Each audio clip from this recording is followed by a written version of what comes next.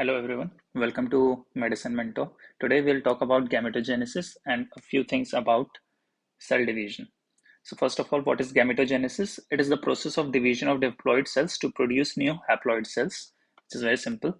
Then let's talk about chromosome. Chromosomes are 23 pairs, 46 chromosomes. There are 22 pairs of autosomes and one pair of sex chromosome, which is also known as allosome. Chromosomes can be homologous or non-homologous, or non-homologous are also called heterologous.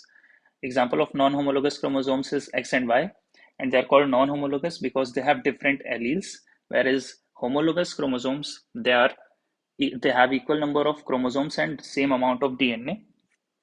The 22 pairs of autosomes are homologous. Then this is a chromatid, which has a short P arm, a centromere, and a long Q arm.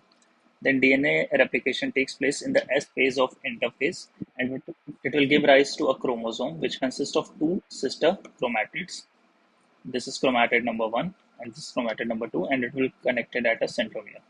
According to placement of centromere, there can be four types of chromosomes. The number one is submetacentric, as you can see in the diagram. Submetacentric, the centromere is located a bit above the center of both the arms. Then we have acrocentric, which is located towards one end, near one end of the arms. Then we have telocentric, which is located at the end of the sister chromatids. And then we have metacentric. Metacentric has equal arms on both the sides. That is, P arm and Q arm is equal. Then let's talk about cell division. Cell division can be divided into mitosis and meiosis. Mitosis takes place in the somatic cells, and meiosis takes place in the germ cells, and it has two steps, meiosis 1 and meiosis 2. In mitosis, it is, as we all know, it is equational division, and meiosis is a reductional division. Mitosis, crossing over of sister chromatids, does not take place, and in meiosis, crossing over of the sister chromatids takes place. This crossing over is also responsible for the different characteristics that are seen from the parents and offsprings. And since mitosis is an equational division, daughter cells chromosomes are same as the parents, whereas in meiosis, because of crossing over, the daughters have half the, first it is reduction, so there will be half the amount of chromosome, and there will be difference from the parent cell. They are non-identical to their parent cells.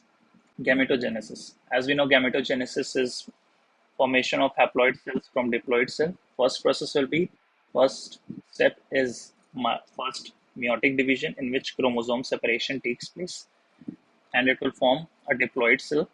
Then there will be second meiotic division, in which chromatid separations will take place, and it will form haploid cells. In case of males, it will form four spermatids, and in case of female, it will form one mature oocyte and three polar bodies. These sperm and oocyte will fuse together during fertilization to form the zygote. We'll see about this process in more detail later. Let's see what the process of gametogenesis looks like. It is a cycling process. So first, sperm and oocyte, they will fuse together to form the zygote. Zygote will then form blastocyst, which is also called inner cell mass, and the inner cell mass has epiblast cells. This will give rise to primordial germ cell. Primordial germ cells is also known as first sex cell, and this first sex cell will give rise to gonocytes. Gonocytes give rise to gonia, and the gonia will then convert into oocyte and spermatocyte, which will then, with process of oogenesis, they will form, or spermatogenesis, they will form sperm and oocyte, and they will fuse together again to form the zygote. And this process continues on. Some important facts to know is that genital ridge is present at the abdomen. Development of the zygote takes place from the abdomen, and the primordial germ cell travels to the genital ridge, and from there the division takes place. If there will be some error while transferring, and the primordial germ cell, instead of going to the genital ridge at the abdomen, it goes somewhere else. For example, it goes to at the area of oropharynx, then it will lead to teratoma, which is oropharyngeal teratoma. This is what the oropharyngeal teratoma looks like. Then spermatogenesis, as we know, it is formation of sperms from it takes around 74 days for completion, and primary oocyte, which is formed from oogonium, it is arrested in diplotin stage of prophase 1, and it is because of oocyte maturation inhibitor. It increases CAMP, causing prophase arrest. Then secondary oocyte is arrested in metaphase 1 of meiosis 2. Secondary oocyte is haploid in number, but it has double amount of DNA. Then this is a fact that number of primary oocyte at fifth month of intrauterine life is around 7.7 million. Then at birth, it degrades and it is reduced to 1.2 million. Then the amount of cells that undergo ovulation post puberty are only around 400 to 500. So it has reduced from 7.7 million to 400 to 500. Testes at birth are in dormant condition, and they only start producing spermatogenesis starts only after puberty. Oogenesis begins when the baby is in the uterus, while spermatogenesis begins only after puberty. This is an important point. And spermatogenesis. Spermatogenesis, the process in which spermatogonia gives rise to four spermatozoas. So spermatogonia will undergo mitotic division and it will form a primary spermatocytes. Primary spermatocytes will undergo meiosis 1 and they'll form secondary spermatocytes which are haploid in number. Then meiosis 2 will give rise to two more from one secondary spermatocyte will give rise to two spermatids via meiosis 2. And in total, there will be four spermatids which will undergo, and spermatids will undergo spermiogenesis and they'll form four spermatozoas. In oogenesis, there is a oogonium which is diploid. It will go meiotic division to form a primary oocyte. Primary oocyte will undergo meiosis to form secondary oocyte which is haploid and one primary polar body. This secondary oocyte will undergo meiosis 2 and form one tertiary oocyte and one polar body, whereas the primary polar body will undergo meiosis 2 to form two secondary polar bodies.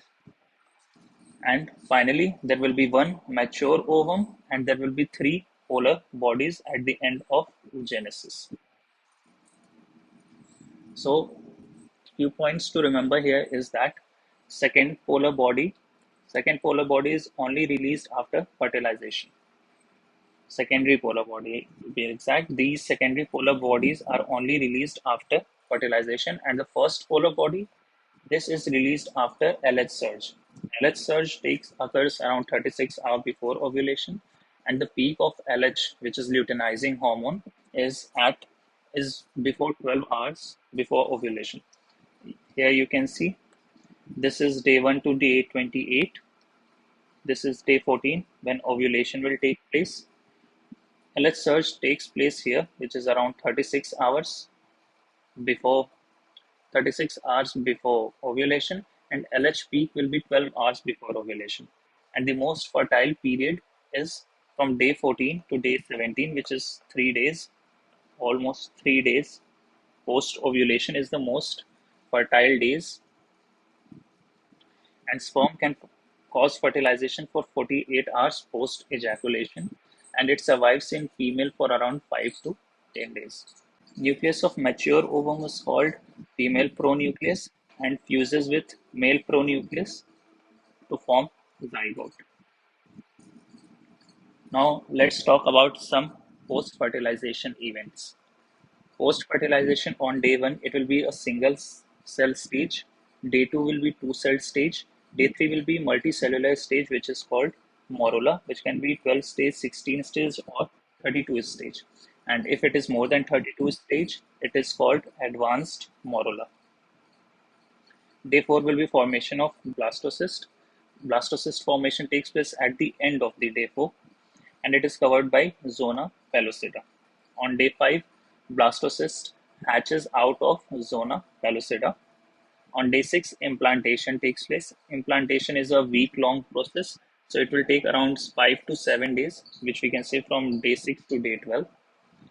And on day 12, Post-fertilization, there will be uterine placentation. Formation of placenta will take place. Formation of placenta will take place in the uterus. As we know, there are stages in meiosis and mitosis, which are prophase, metaphase, anaphase, and telophase. Prophase can be divided into leptotene, zygotene, pachytene, diplotene, and diet-kinesis. Now let's talk what happens in different phases. In prophase, condensation of chromosome takes place, nuclear envelopes break down, sister chromatid bound at centromere, spindle fiber forms the centrioles, and centrioles migrate to opposite poles. Then in metaphase, chromosome arrange themselves at the equator, then spindle bundle attached to kinetochores. During anaphase, centromeres split, sister chromatids separate from each other, and opposite poles will have identical set of genes. And during telophase, there will be formation of two daughter cells, and this will mark the completion of cell division. Thank you.